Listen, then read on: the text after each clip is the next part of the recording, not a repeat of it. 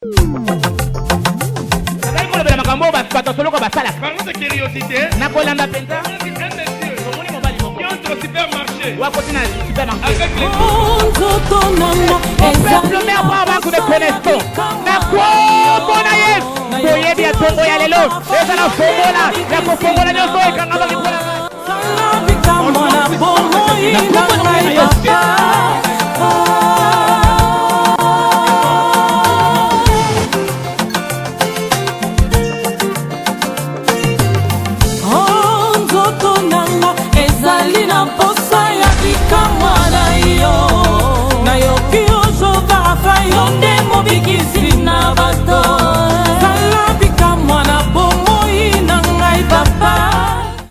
Amen. Amen.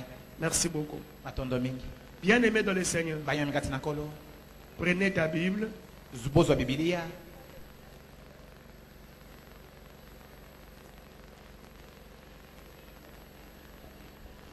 J'avais dit c'était le mercredi.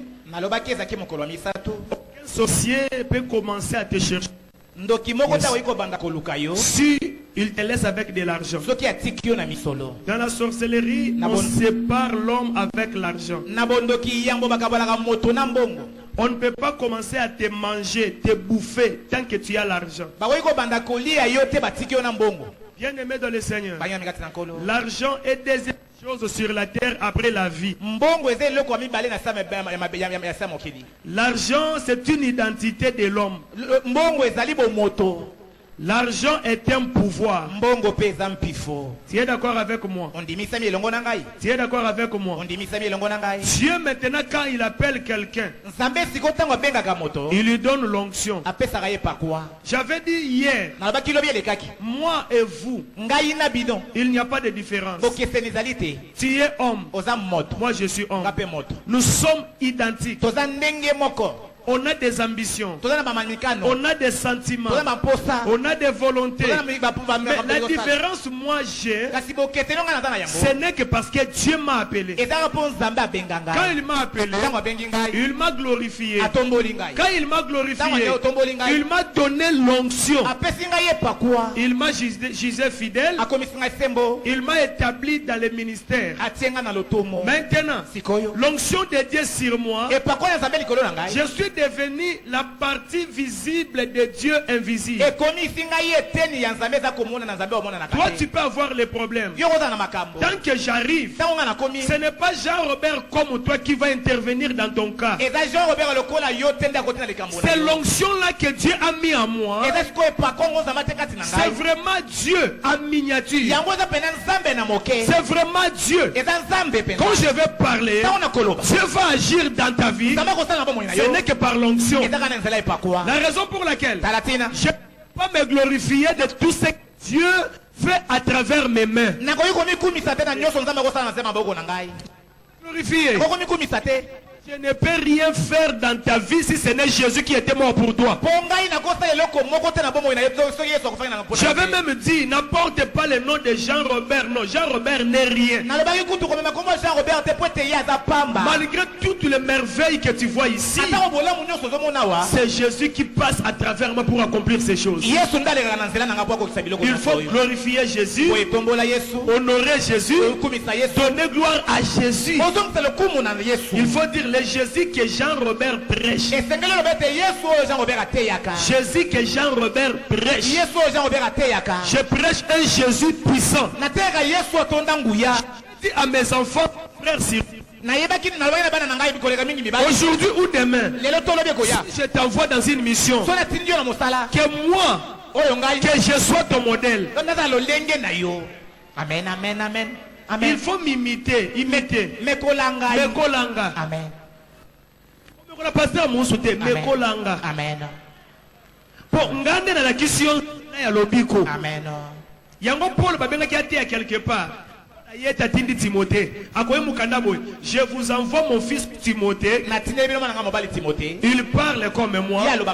Il prêche comme moi. C'est comme ça. La raison pour laquelle il faut imiter ton pasteur. Paul dit dans 1 Corinthiens 11. Soyez mes imitateurs. Comme moi j'imite Christ. Pourquoi je refuse que tu imites notre pasteur? Vie spirituelle, non sur ces pasteurs-là. Qu'est-ce qui se passe? Tu as les cas. Quand Dorcas était morte chez elle à la maison, les pasteurs étaient venus, ont prié. Mais Dorcas n'était pas ressuscité. Jolie a fait les efforts pour l'attirer ici à l'église. Ces pasteurs-là ont refusé. Mais par la bravure de notre sœur Jolie, il a inculqué la volonté de venir ici. La famille était venue, arrivée à l'église. Mais quand moi j'ai prié, Dorcas est ressuscité. C'est un message. Le cas de Dorcas, Dieu a donné la clé à moi. Ce n'est pas dans notre église.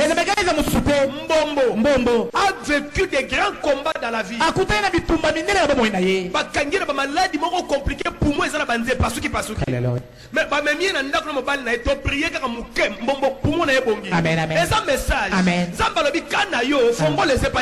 Mais il faut qu'on imite Ndengai. Amen. Mama Marie-Jeanne Mikanda. Abundi na bitumba molimo baladi. Akaja dolela. Mama akaja leli. Alléluia. Bayana mama na simika muke mama songi normal. Alléluia. Yebi sana sikoke na église nini. Zambazola kisayo moni kana yo fongola na pese pa Jean Robert. Amen amen. Betela Yesu maboko makas. Yango tolo ba esengela kiboko sala nini? Esengela kiboko sala nini? Vous connaîtrez la vérité. Là où il y a la solution, c'est là où tu étais envoyé. N'abandonnez pas vos assemblées. Comme l'habitude de quelques-uns. Veille ou pas, nous avons la chair. Parmi nous, il peut y avoir des problèmes. Veille ou pas, inévitable. Jésus dit, il est impossible de fuir les scandales. Impossible. Il est nécessaire que le scandale arrive. Mais malheur à l'homme que le scandale va passer. Cela veut dire que tu as mais d'autres vont gagner ma solution. Quand ma église pour ne connaître n'encoloter. Il y a eu l'enseignement et comme il prennent à interdire, ne combattre qui sera dans la église. Côté fils pardon. Côté qui sont au moins côté fils na yope qui ça. Amen. Vous posez la question pour Anini. Pour Anini papa. Ça vous posez quand on répond. La voix de majorité, minorité batouni. Ce qui majorité batouni n'a répondre. Bani va poser question. La moni majorité. Bani va poser té. Bani va zali ba bilima. Écoute bien aimé. J'ai besoin de la croissance numérique et spirituelle. Jésus était un homme de foule. Écoute bien. Moi aussi. Quand Afo est venu à défi ici dans la église. Maman j'étais dans défi. Maman Nabiso Yolanda défi. Maman Mikanda défi. Si on a dans l'église, il y a maman Marie-Jeanne. Il y a maman Gétrude. Nalingina mona grâce pour passer bandimi nangai. Amen. Sikoyo azunyongo ya afote. Afo mukola kozambon ekoki. Lieu de rencontre na bango za église te. Est-ce que na mona grâce na église? Na mona maji na église? Na mona bango na église? O moni que église nanga bebi likola bi defa na bino. Amen. To beteli Yesu maboko makasi. Bon, na poser cette question. Na tika ko defi sa to na tika te. Vous comprenez? Ingi bakimi pona kodefa te. A défi biloko ser et comme mukolongo lié biloko mbo salambang. Ngasi ko na église na moni yote. Likolo ya nyongo wana. Au moins que diable azole kananzela na pona ko pene les églises. Amen. Amen. Nzela to diable azole ke foto kangela diable nzela. Amen amen amen amen amen. Le premier but de l'onction sert de briser la pauvreté. 2 Corinthiens 8, 9. Amen. Je lis au nom de Jésus. Amen. Car vous connaissez la grâce de notre Seigneur Jésus-Christ, qui pour vous s'est fait pauvre, de riche qu'il était, afin que par sa pauvreté vous fussiez enrichis. 2 Corinthiens 8, 9. Le premier but de l'onction, c'est de briser la pauvreté. Jésus s'est fait pauvre pour que toi tu deviennes riche. Car la pauvreté est une malédiction. La pauvreté est une malédiction. Alléluia. Amen. Alléluia. Amen. Ézéchiel chapitre 2, le verset 2. Je lis au nom de Jésus. Merci. Dès qu'il m'eut adressé ces mots, l'Esprit entra en moi et me fit tenir sur ses pieds. Alléluia. Tango na kati Ézéchiel, malobe bandiko bima, esprit mo koti kati na Ézéchiel a telemi. Amen. Alléluia. Amen.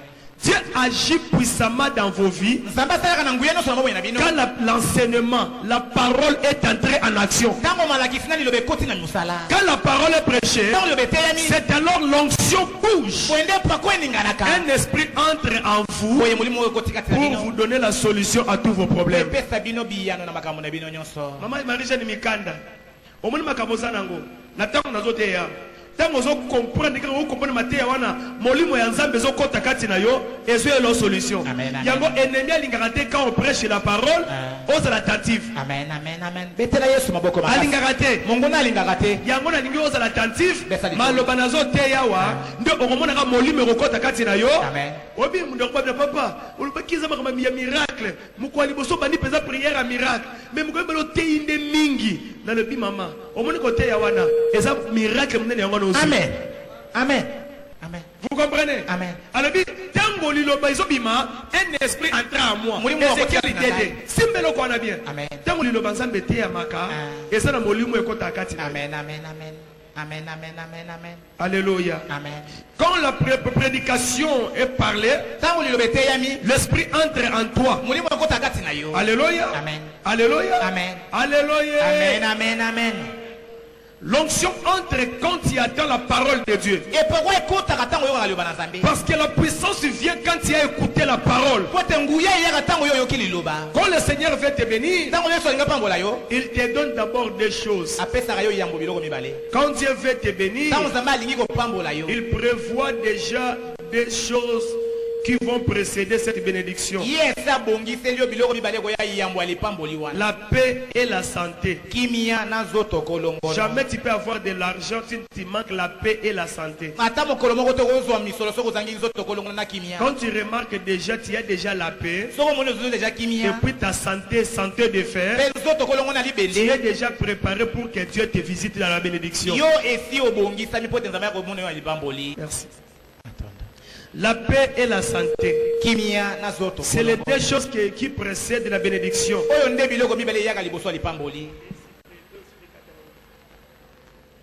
Pourquoi Dieu donne la paix et la santé avant la bénédiction? Pour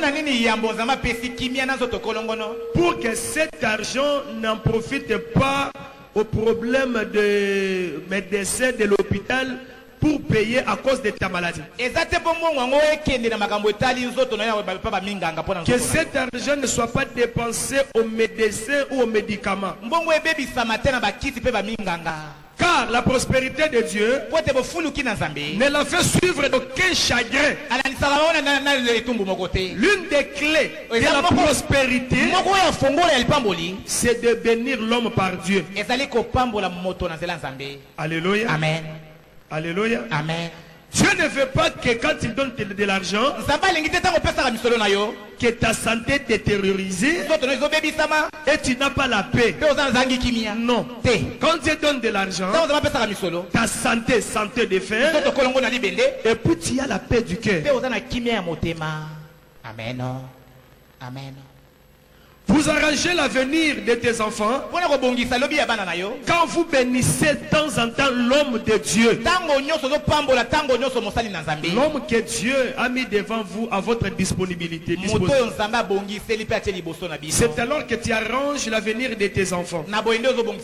Ce que vous donnez à Dieu déterminera la grandeur de votre vie et la grandeur de votre église. Ce n'est seulement pas la prière. L'église n'a besoin non seulement la prière, mais l'église a besoin aussi des gens qui donnent de l'argent. Le pasteur n'a pas besoin seulement de la prière, a aussi besoin des personnes qui le soutiennent financièrement. Ce qui fait la force du ministère, c'est l'appel, et puis les statuts financiers forts. Alléluia. Amen. La raison pour laquelle il faut comprendre ces choses. L'église a besoin de la prière et de l'argent. Mais la sémence des offrandes et la dîme détermine une bonne avenir. Si tu vas arranger ton avenir, apprends-tu à donner la dîme et les offrandes. Si tu rencontres un vrai serviteur de Dieu, si tu as mis de l'argent, la possibilité devant toi, mais c'est bien à sa disposition. Et puis ton avenir et de tes enfants seront assurés.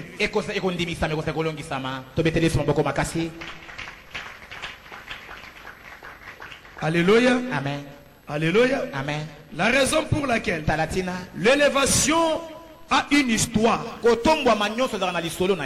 Pour être élevé, il faut qu'il ait une histoire. Bien aimé, l'élévation a une histoire. Fais-toi une histoire de l'élévation. Quand tu fais une histoire, l'élévation viendra. Alléluia. Amen.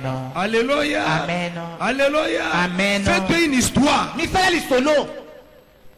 Et tu vas commencer à raconter ce que tu as vécu. Dans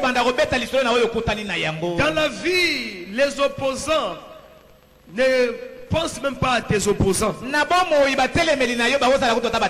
Les opposants précèdent l'élévation. L'élévation est la renommée. Car Dieu confond la sagesse des sages par sa sagesse. Quand il y a l'opposition, c'est ce qui précède ton élévation. Si tu veux l'élévation, on va parler mal dans ton nom. Si tu ne supportes pas ça, Amen. Amen.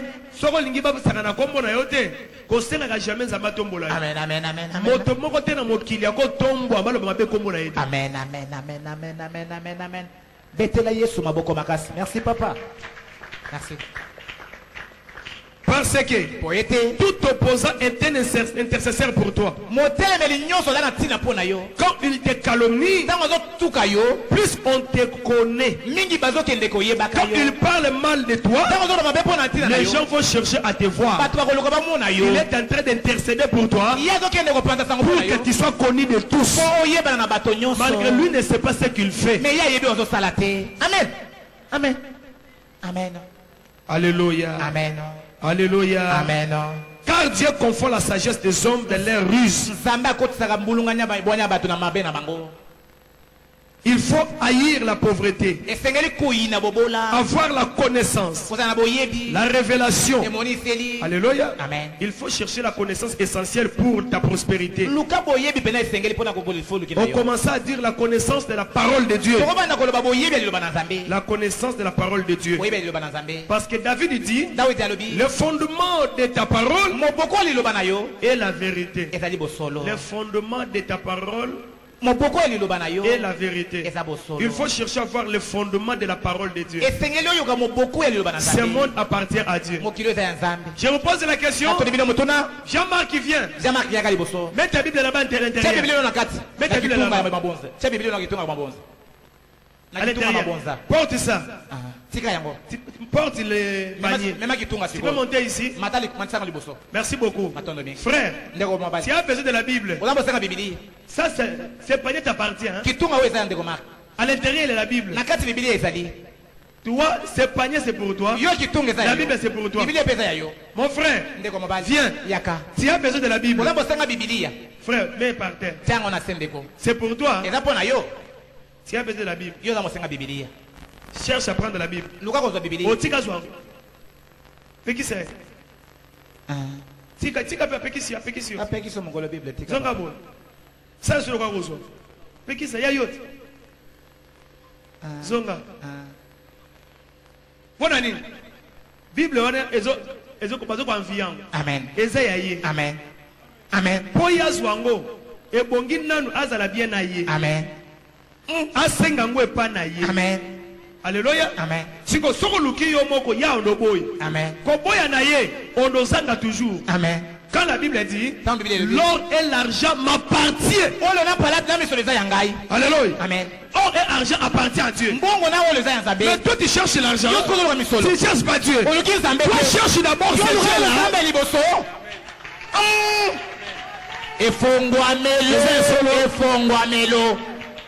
Nous ignorons. Toi cherche le Dieu.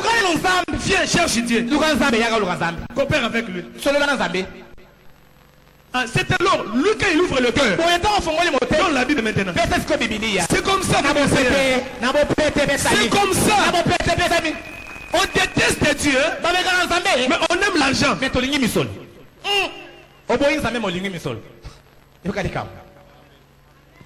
Amen, papa. Et la révélation. Or et argent m'appartient. Yo comme moi dans ensemble. Yo so bandima ki liloba. Apesi bango nguya. Ba comme ba ensemble. Amen. Yo comme moi na. Mais moi na linga tata te. Alika mbongo tata. Atterrissage à repimela yo. Mais vous avez un privilège rapide. Amen. Benga tata na yo. Amen. C'est familiarisé na ye. Amen. Sala makambo ya linga. Amen. Betela Yesu maboko makasi. Efongwa melo. Merci mon frère. Matondo ndeko. On peut acclamer le Seigneur. La révélation de la parole, c'est le fondement d'une vie sur la terre. Dans la parole, on découvre la lumière de Dieu. Parce que dans la parole de Dieu, j'avais dit quand tu écoutes l'enseignement, il y a un esprit qui entre en vous. Quand il a raison, Alléluia. Amen, amen, amen, amen, amen, amen. Oui, pourquoi l'église n'a pas de makas? Pour la sanctification tellement trop, Zamba sopeli bino onction sanctification. Amen, amen, amen, amen, amen, amen. Na terre ngambongote. Na zoto côté au prospérité rangote. Alléluia. Tellement na terre kamika lola sanctification miracle. Yango moni Zamba sopeli l'église na matia ngana yaka nango asopi onction ko banga Zamba. Amen, amen, amen, amen. Amen. Omona kuna batiaka makamabanga nzambe teka mbongo na mbongo batu bandumba na église wana mais ba oso mbongo ebele. Alléluia. Attention au discours de l'homme de Dieu. Quand il vient avec un discours, attention, Dieu a la pluie comme ça. Dieu donne le discours, et puis Dieu regarde. Quel est le discours que mon serviteur donne? Ce discours-là, Dieu répand la pluie. Maintenant, quand je parle de la prospérité, Dieu veut répandre la pluie de la prospérité. Dieu veut répondre. Le secret du succès. Josué 1:8. Que ce livre de la loi ne s'éloigne point de ta bouche. Josué 1:8. Médite-le jour et nuit. C'est alors que tu auras du succès. Le succès, c'est aussi notre héritage. Amen, amen, amen. Ceux qui vont le combat Robert partout, et ça dit sous moutin. Zamba la kinga ike na kozwa succès. Yango moninga linga yolo bana Nzambe mingi et puis ça va succès. Amen, amen. Merci papa, merci. Soko lingi ba yeba yo linga lilo bana Nzambe. Amen. Aimez quoi? La parole de Dieu. Lilobe longo na munoko na yo te. Amen. Méditez en jour et nuit. Amen. La parole de Dieu est très digne. La parole de Dieu, c'est le point de contact entre Dieu et les hommes. Il n'y a rien sur la terre qui met en contact avec Dieu et les hommes si ce n'est la parole. Alléluia. Amen. Il n'y a rien sur la terre qui va nous mettre en contact avec Dieu si ce n'est sa parole. Sa parole, c'est le seul trait d'union entre le Créateur et les hommes. Alléluia. Amen. D'où il faut aimer la parole de Dieu. Il faut aimer la parole de Dieu. Car Dieu ne va pas t'exaucer quand tu pries beaucoup. Seigneur,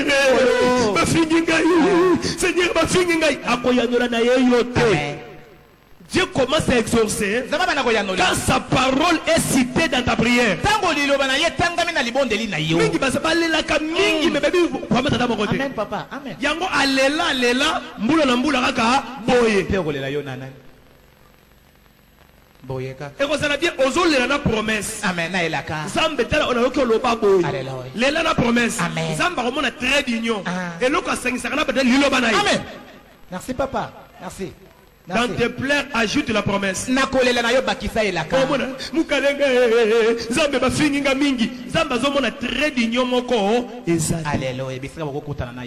Alléluia. Amen. Alléluia. Amen. Il y a des choses auparavant qui troublaient le trône de Dieu. La première des choses était Lucifer. Quand Dieu l'avait créé, c'est lui qui troublait le trône de Dieu. Il était chérubin protecteur. Quand on chantait, il vit avec la gloire. Dieu bougeait dans son trône. Mais Dieu l'a jeté. Mais Dieu l'a jeté. Tu liras Ésaïe 14. Amen. Ésaïe 14. Et Ézéchiel 28. Ézéchiel 28. C'est là-bas Dieu l'a jeté. Mais maintenant, c'est la parole de Dieu qui est restée la seule chose qui peut bouger le trône de Dieu. Amen, amen, amen. C'est la parole. Car Dieu veille sur sa parole pour l'accomplir. Dieu veille sur sa parole pour l'accomplir. Il faut aimer la parole. Ayez la parole. C'est sa parole qui menace le trône de Dieu. La parole qui menace le trône de Dieu. C'est cette parole qui s'habite en toi. Quand tu commences à prier, le trône de Dieu est menacé. Dieu serait dans l'obligation de te répondre. Merci papa. Car Dieu est derrière ses promesses écrites pour l'accomplir. Car Dieu est derrière toutes ses promesses pour l'accomplir. Tout ce qui est écrit dans la Bible, Dieu est derrière. Il veille sur cela pour l'accomplir. Regarde maintenant les cas que tu as. Quelle est cette promesse que tu as? Bien aimé, l'église sans parole n'est pas une église. L'église sans la connaissance biblique n'est pas une église. L'église qui est bâtie que par les témoignages et des miracles n'est pas une église. L'église qui est bâtie que sur les dons spirituels, la prophétie, ce n'est pas une église. Il faut que l'église soit bâtie sur la parole de Dieu. C'est la parole qui vivifie. C'est la parole qui restaure. On lira pour nous 2 Corinthiens chapitre 9. Verset 7 et le 11e verset. C'est ça la promesse de Dieu. Dieu veille sur sa parole. Écoutons la parole. 2 Corinthiens 9, 7 à 11e verset. Amen. Que chacun donne comme il a résolu en son cœur. Moto na moto apesa kanzambe ndenga zwi mokano na mutema na ye. S'il vous plaît, liloba yangwana. Moto na moto apesa nzamba zo senga nini? Moto apesa. Amen. Ndenga kanisi na mutema.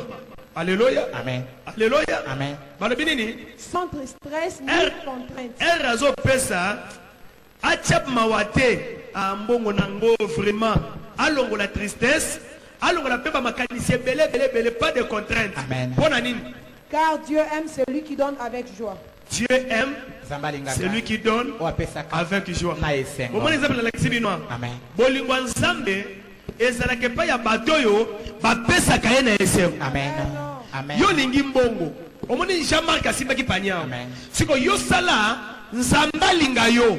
Tala point de compter na Bolingwa Nzambe. Yo pesa ka na musala Nzambe. Amen. Amen. Tango zo pesa na musala Nzambe, Bolingwa Nzambe zo matakati na yo. Amen. Et ça c'est secret. Dieu aime celui qui donne avec joie. Et Dieu peut vous combler de toutes sortes de grâces. Ce qui opère na esengo, Nzamba ko pesa de retour à koton lisayo na lolenge nyoso ya ngolu. Il va vous combler de toutes sortes de grâces. Au bon promesse wana, mutaolu kambongo malingo pesa te. Or, Nzamba pas ton lisayo ba grâce nyoso e bongi opesa kana esengo. Amen, amen, amen, amen, amen, amen. Amen. Obangi Nzambe mingi. Alléluia. Oleki na ba délivrance mingi. Amen. Et là comment rectifier yo. O ko pesa na esengo te. Il faut fiel wane buka na lelo na kombo. Amen, amen, amen. Tobeteli Yesu maboko makasi.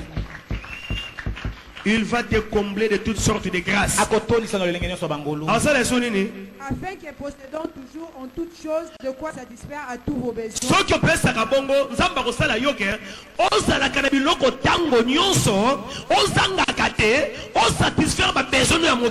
Amen.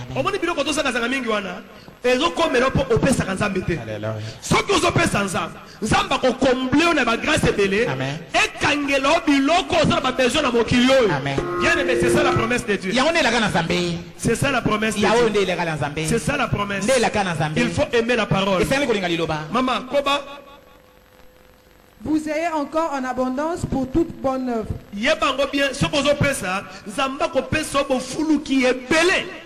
Le secret de la prospérité sur la terre. La raison pour laquelle les États-Unis d'Amérique sont prospères dans le monde. Le secret des données, ça ne regarde pas seulement les enfants de Dieu.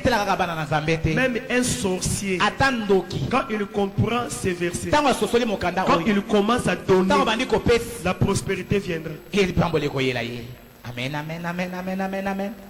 La preuve en est, les musulmans, ils donnent beaucoup, ils sont extrêmement aussi riches. Les Américains donnent beaucoup, extrêmement riches. Aux États-Unis, tout le monde paye la dîme. Pourquoi les Nigériens sont bénis? Ils donnent à Dieu. L'église, grandissez. Il faut grandir. Ne sois pas seulement l'église, la prière seulement. Non. Dieu, sa parole, c'est le seul trait d'union entre lui et les hommes. Cherchez à augmenter l'amour de Dieu pour toi. En donnant à Dieu. Amen, amen, amen, amen, amen. Alléluia. Amen. Quand tu donnes à Dieu, Dieu aime celui qui donne avec joie. On ne méprise pas les offrandes. Il faut donner comme tu as résolu dans ton cœur. Alléluia. Amen. Il faut donner comme tu as résolu dans le cœur. Parce que Dieu n'aime pas celui qui donne à la tête. Il faut donner dans le cœur. Dans le cœur. Si tu manques l'argent sur la terre, tu n'auras pas de valeur. Personne ne va te respecter. Mais pour que Dieu te donne l'abondance de cet argent, Dieu veut te voir augmenter ton amour dans son cœur. Dieu aime celui qui donne avec joie. L'argent, c'est votre second souffle. L'argent, c'est votre second souffle. Vous respirez des souffles, c'est bien sûr. Mais sachez-le bien, vous respirez aussi l'argent. Amen. Amen. Atanga on a télémien. Amen. Ceux qui n'ont pas mbongo, n'ont pas valeur. Amen. L'argent, c'est l'IP Miami Bali. Amen. Makamba mokile ko bloqué quelque part un temps. Mbongo koya et katelio makamba na. Amen papa. Amen papa. Ya on mutalabi nazo ko katela kisi au moins nazo dans pierre alobani. Ah mais quand on peut mala monter. Azo ko kate. Et la kisi souffle on ezate. Amen. Il faut avoir l'argent. Et c'est là où ça mbongo. L'argent mbongo L'argent, c'est votre identité monétaire. L'argent, c'est votre identité monétaire. Ezali yo, mais il y a papier. Amen. Ezali identité na yo. Amen. L'argent. Quand tu travailles, la sueur sort. La sueur sort. Quand ça sort, tu as peiné, tu as dépensé, tu as souffert. Mais en récompense, on les remplace par l'argent, les papiers. Cela veut dire, alléluia, c'est que tu as travaillé là, tu as gagné des papiers. L'argent, ça devait sur ton identité. Amen. L'argent que tu gagnes, l'argent que tu as gagné là, c'est ton identité familiale, identité nationale, monétaire et spirituelle. L'argent, ce n'est pas quelque chose à négliger dans la vie. Il faut que Dieu te donne beaucoup d'argent. Et le secret est qu'il te donne en abondance. Alléluia. L'argent est la deuxième chose sur la terre après la vie. La vie, c'est la première des choses. Deuxième, c'est de l'argent. Alléluia. L'argent est le remplaçant de vie sur la terre. Et là, comme fouta kaipa ya bomo ina mabele. Ce que bomi mutu na accident. Bon, que na assurance. Boyete. Ba ko remplacer vie ya mutu na famille na nini e. Et là kisi mbongo ezali et loko moko na eza e remplacer ka vie na sa mabele. Amen. Amen. Amen. Amen. Jean-Marc, c'est ça? Amen. L'argent est l'intermédiaire matériel, qui nous permet d'entendre le but spirituel. Il y a les projets. Moi aussi j'ai des projets. Mais pour que mes projets d'évangélisation se réalisent, il faut qu'il ait l'argent. J'ai les projets. Je vais aboutir à la réalisation. L'argent maintenant, c'est l'intermédiaire des projets qui est spirituel et à la réalité. Tous tes projets que tu as, si tu manques de l'argent,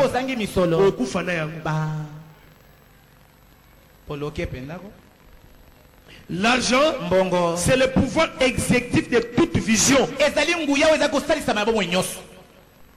C'est le pouvoir exécutif de toute vision. Alléluia. Amen. L'argent. Toute vision, tout projet, c'est l'argent qui vient vêtir tes projets.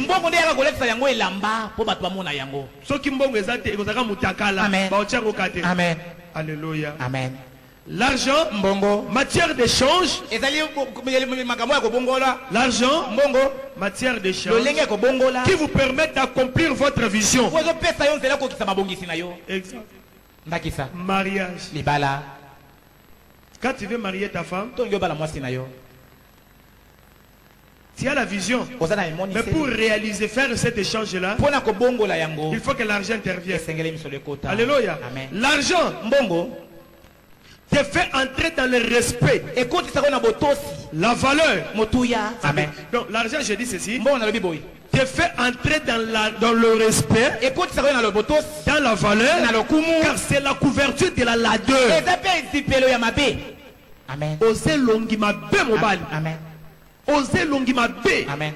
Mais ce qu'on a na mbongo na yo, obimeli mwa shobala ye, mbongo wana ozanango et couvrir yo. Amen. Moi si otela kana kozala bien, babenga moi si alataka bien, moi si avanda ke sika bien, et longima be wana abona ko lisusu. Amen. Mbongo ezipi yango.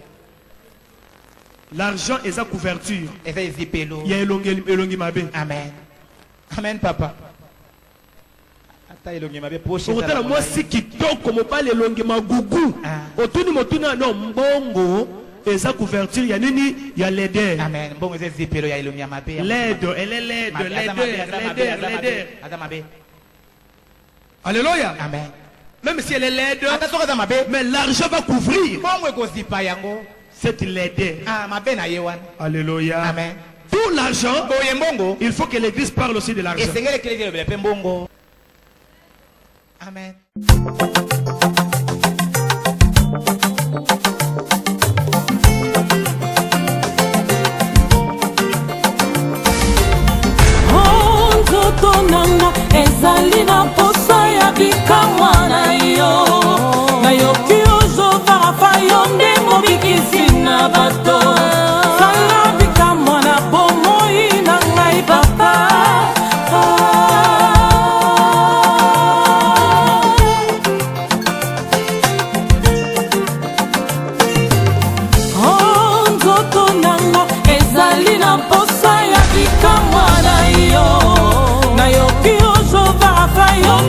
Bikisi